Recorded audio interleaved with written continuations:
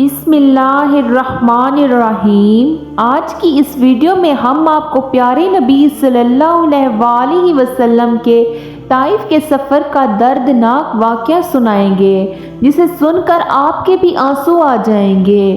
جب مکہ کے ظالموں کا ظلم حد سے زیادہ بڑھ گیا تو پیارے نبی صلی اللہ علیہ وآلہ وسلم نے وادی طائف کا سفر کا ارادہ فرمایا کہ وہاں بہت بڑی تعداد میں لوگ موجود ہیں، اگر وہ قبیلہ اسلام قبول کر لے تو مسلمانوں کو تکلیف سے نجات مل سکے۔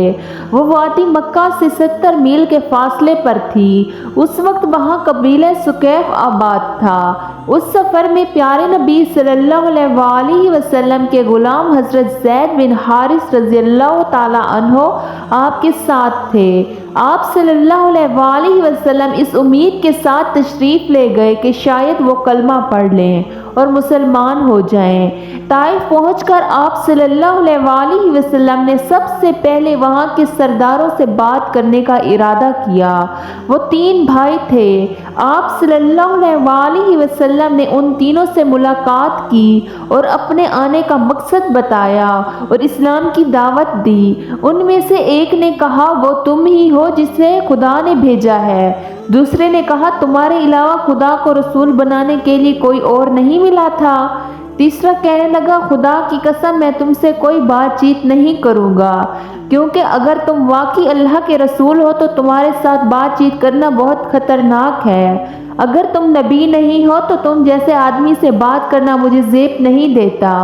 آپ صلی اللہ علیہ وآلہ وسلم ان سے مایوس ہو کر اٹھ کھڑے ہوئے۔ ان تینوں نے وہاں کے بدماش لڑکوں کو آپ صلی اللہ علیہ وآلہ وسلم کے پیچھے لگا دیا۔ وہ سب آپ کے ارد گرد جمع ہو گئے۔ رستے میں بھی لوگوں کا ہجوم اکٹھا ہو گیا۔ جب آپ صلی اللہ علیہ وآلہ وسلم ان کے درمیان سے گزرتے تو وہ بدبخت ترین لوگ آپ صلی اللہ علیہ وآلہ وسلم پر پتھر برسانے لگتے، یہاں تک کہ آپ جو قدم اٹھاتے اس پر بھی وہ پتھر مارتے۔ پیارے نبی صلی اللہ علیہ وآلہ وسلم کے دونوں پاؤں لہولہان ہو گئے۔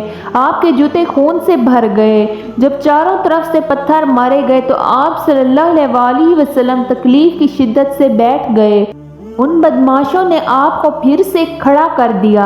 آپ صلی اللہ علیہ وآلہ وسلم دوبارہ چلنے کے لیے قدم اٹھانے لگے تو وہ بدبخت دوبارہ پتھر برسانے لگے اور ساتھ میں ہنس رہے تھے، کہکے لگا رہے تھے۔ زید بن حارث رضی اللہ تعالی عنہ کا یہ حال تھا کہ وہ آپ کو پتھروں سے بچانے کے لیے خود کو ان کے سامنے کر رہے تھے۔ اس کی وجہ سے وہ بھی لہولہان ہو گئے۔ اس حالت میں بھی انہیں آپ صلی اللہ علیہ وآلہ وسلم کی فکر تھی، اپنی کوئی پرواہ نہیں تھی۔ آخر آپ صلی اللہ علیہ وآلہ وسلم اس بستی سے نکل کر ایک باغ میں داخل ہوئے۔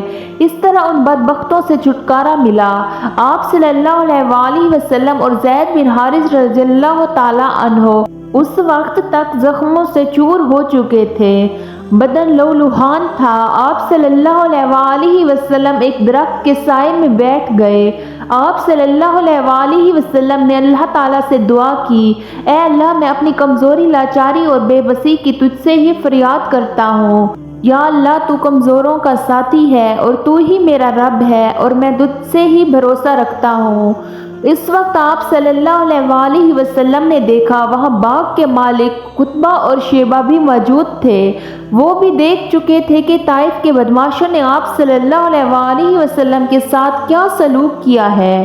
انہیں دیکھتے ہی پیارے نبی صلی اللہ علیہ وآلہ وسلم اٹھ کھڑے ہوئے، کیونکہ آپ کو معلوم تھا کہ یہ دونوں اللہ کے دین کے دشمن ہیں۔ ان دونوں کو آپ کی حالت پر رحم آ گیا۔ انہوں نے فوراً اپنے نصرانی غلام کو پکارا۔ وہ حاضر ہوا تو اسے حکم دیا اس پیڑ سے انگور کا گوشہ توڑو اور آپ صلی اللہ علیہ وآلہ وسلم کے سامنے رکھنے کا کہا۔ غلام نے انگور آپ صلی اللہ علیہ وآلہ وسلم کو پیش کیے۔ آپ صلی اللہ علیہ وآلہ وسلم جب انگور کھانے کے لیے ہاتھ بڑھاتے تو فرمایا بسم اللہ الرحمن الرحیم۔ جب اس غلام نے پیارے نبی صلی اللہ علیہ وآلہ وسلم کے منہ مبارک سے بسم اللہ سنا تو اس نے اپنے آپ سے کہا اس علاقے کے لوگ تو ایسا ایسا نہیں کہتے۔ آپ صلی اللہ علیہ وسلم نے اس سے پوچھا کہ تم کس علاقے کے رہنے والے ہو، تمہارا دین کیا ہے؟ اس نے بتایا کہ میں نصرانی ہوں اور نینوا کا رہنے والا ہوں۔ اس کے منہ سے نینوا کا نام سن کر آپ صلی اللہ علیہ وسلم نے ارشاد فرمایا کہ تم تو یونس علیہ السلام کے ہم وطن ہو۔ وہ غلام بہت حیران ہوا اور بولا، آپ کو یونس علیہ السلام کے بارے میں کیسے معلوم ہوا؟ اس پر پیارے نبی صلی اللہ علیہ وسلم نے فرمایا، وہ میرے بھائی تھے اور اللہ کے نبی تھے، میں بھی اللہ کا رسول ہوں۔ اللہ تعالیٰ نے ہی مجھے ان کے بارے میں بتایا ہے اور یہ بھی بتایا ہے کہ ان کی قوم نے ان کے ساتھ کیا سلوک کیا تھا۔ آپ صلی اللہ علیہ وسلم کی زبان مبارک سے یہ الفاظ سن کر وہ غلام اٹھا اور آپ کے نزدیک آ گیا اور آپ کے ہاتھوں اور پاؤں کو بوسہ دینے لگا۔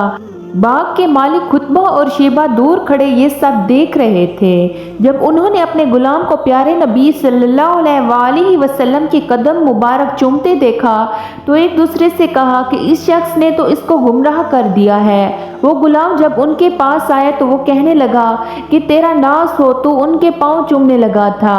وہ غلام کہنے لگا، میرا آقا اس شخص سے بہتر انسان پوری دنیا میں نہیں ہو سکتا، اس نے مجھے ایسی باتیں بتائی ہیں جو نبی ہی بتا سکتا ہے۔